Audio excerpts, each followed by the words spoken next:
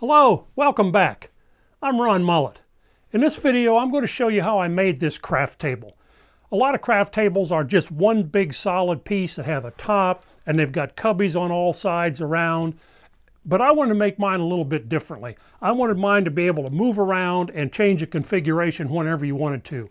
The top is solid oak, the legs are poplar and they're tapered, and the cubbies are individual. I've got 3 of them. The shelves all slide in and out. In this configuration, I've got 2 cubbies there, and I've got 1 cubby back here beside the chair, so you've got easy access to the things that you're using all the time. During this build, I had a piece of plywood where the ply is separated, and I'll show you a little trick on how to solve that problem using a shop vac. So let's get started. I'm going to start this build by building the legs, and they're going to be made out of poplar because they're going to be painted white. The top will be solid oak. I'm going to start with this poplar. It's about 1.75 inches, and I want the legs to be 2 inches, maybe a little bit bigger, something like that. So in order to build this up, I've got some 4/4 poplar. I'm just going to glue that to each one of these. Okay, they're out of the clamps now. I've squared up one edge on each of them with my jointer plane, and what I'm going to do now is take them to the bandsaw. All right, so now I've run all 4 legs through the bandsaw and I've got them square.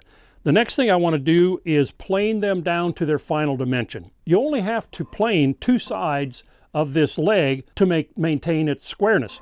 But I like to cut all 4 sides and take it down evenly. That way the stress will stay the same inside of the leg. And the way I do that, and it also helps me keep an organization as to which side I've planed, which side I haven't, so one side doesn't end up wider than the other and it all stays uniform. I put numbers on the end of each leg. And then I have 4 pieces of cardboard that I have 1, 2, 3, and 4 on. I run number 1 on all 4 legs through the planer. Take number 1 card, put it down. Flip it and run number 2 on all 4 legs through the planer. Put number 2 down. Flip it now to run number 3. Now my number 3 card says change. So that reminds me to lower the cutter head. So I lower the cutter head, run all of them on number 3, do the same for number 4, and now I'm back around to number 1, and my cards are back around to number 1. I get to number 1, it reminds me, change the cutter head. So I lower it again, and I just keep this up until I get down to the dimension that I want to.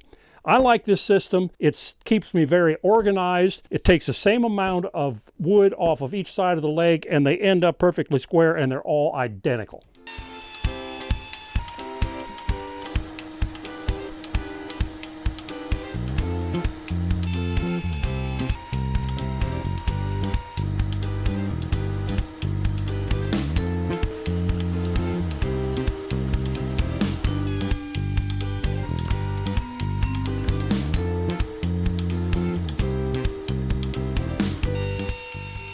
So that worked out well. I've got 2¼ inch square legs. I'm not sure if this is going to be the final dimension. I'll determine that later. So now it's on to making some aprons. I'm going to be using this board for the aprons. It's poplar, of course. It's going to be painted, but I need to cut this board in length before I cut it into different widths. And I've shown you this before in another video, but in case you haven't seen that video, I've put a line on here with a square. But an easy way to do this, and you could actually do it without even having a line, you put the saw on where you want it, and as you move the saw from side to side, you can see the line on the saw changes. So if you can keep that line on the saw along the edge of the board perfectly straight, you'll be cutting perfectly square in both axes. So let's see how this works.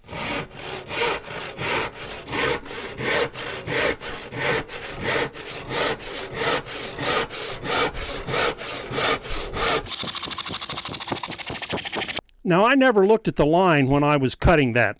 Once it gets in here far enough that the reflection doesn't show on the blade, the natural cut that you've got going will follow it. But that's a pretty straight cut right there, and I'm happy with that. I'm going to use loose mortise and tenon joinery to attach the legs to the aprons. This is the end of one of the aprons, and the jig I'm going to use, I need to find the center line of this apron. The easiest way I've found to do it is to guess. You just guess where the center is. I'm going to say it's right there, and right there. Then you take a square, push it out to the center, put your pencil till you just touch, lock it down, put it out. Now then make another line. Between those two lines is the exact center of the board. So put your pencil lead right in the center and then slide your square up to the pencil. Lock it down, make a mark. You can check it, make a mark. That's the center this way. You do the same thing with this one. Slide it up to the line, lock it down, come back from the other direction, make a line. Between the two is the center. Well, I guess pretty good. That's the center. I don't even have to change anything. So now you can just take and mark a line that way. That's the exact center of this board, and I started out by just guessing where it was. Now I need to transfer the lines from my apron onto the post. I'll take the post. What I want is a 1/4 inch setback from this apron. So I'll put that a 1/4 inch back, and then I'll take and mark it on the top. Take and mark a line down that way. And then the gauge I use from marking the center, the other one, I'll put this on top.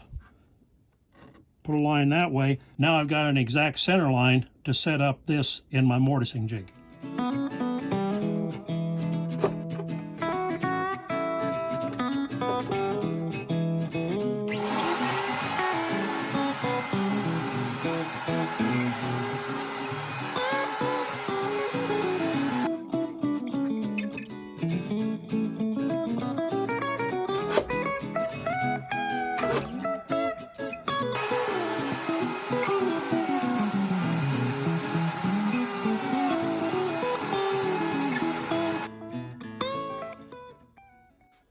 And now here's the payoff. I put my floating tenon, I make those out of oak. Set the apron down on there. That's a nice, tight, strong joint. Some glue in there, that joint will last forever. And I've got my 1/4 inch reveal just like I wanted. All right, I've cut some oak boards to length, planed them to thickness, and now I need to rip the edges so I can glue them together.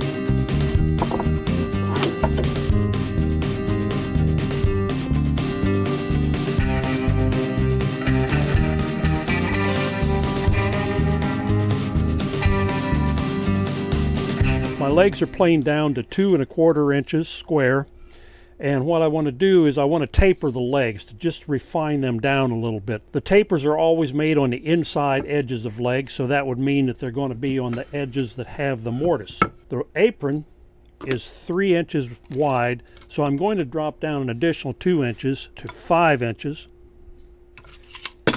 I'll take my square, put a line across that one, put a line across that one. On the end, I'm going to narrow it down to 1 3/4 inches. So on the same side as the mortise, I've got a square set for 1/2 inch. I'll put a mark there, turn it over, put a mark there, and now I've got my marks on both ends ready to put on my tapering jig. My tapering jig is made up of a piece of plywood with dovetails cut in both directions that will secure these clamps that slide into the dovetails. And then I'll take the leg that has my marks on it, and on this end I'll line up this leg with that mark right there, and then up here at the top I'll slide it out so that lines up like that perfectly. Slide this in, drop it down. Now this leg is secured, and I can run this through the table saw, and I'll end up with a perfect taper.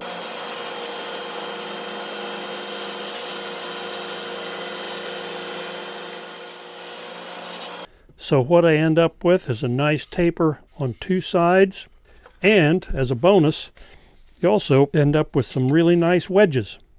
Now that I've tapered the legs, I'm going to just soften it up a little bit more by rounding over each edge of the leg. And for that, I'm using a 1/2 inch round over bit in my router table.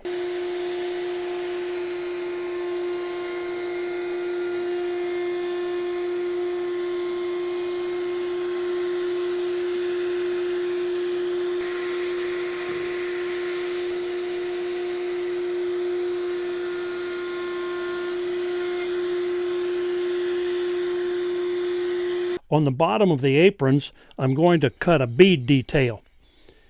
What I'll be using is a beading bit in my router table.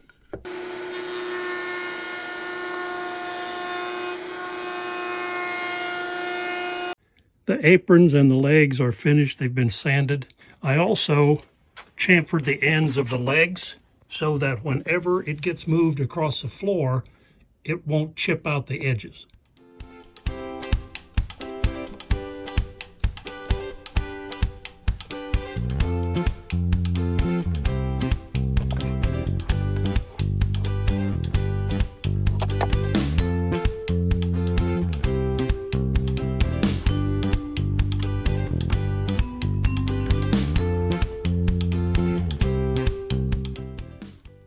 I've covered all the exposed edges of the plywood for the cubbies with maple edge banding. This is going to be the bottom to one of the boxes, and after I cut it, I noticed that the plies have begun to separate right along the edge there. So you can see I need to get some glue down in there, but it's going to be real hard to get glue in there. So I've come up with a method I think will work. What I'm going to do is I'm going to drill a hole about halfway through the plywood, put some glue on there, and then put my shop vac on that hole, and I'm pretty sure it'll just suck the glue right down into that void. Put a bead of glue all the way across.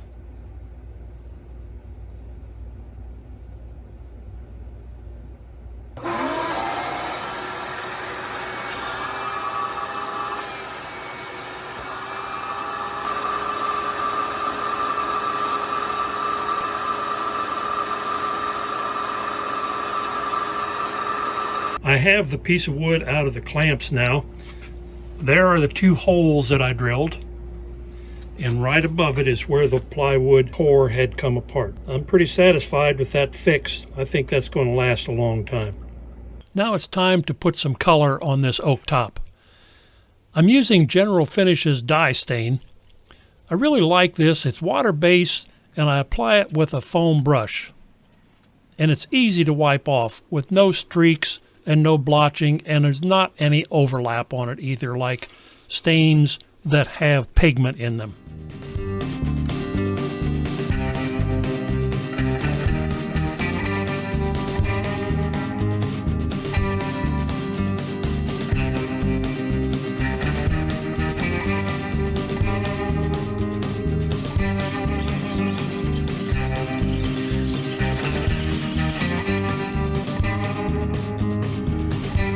I'm using General Finishes water-based clear coat. It's a satin finish. I'll put 3 coats on to give it plenty of protection.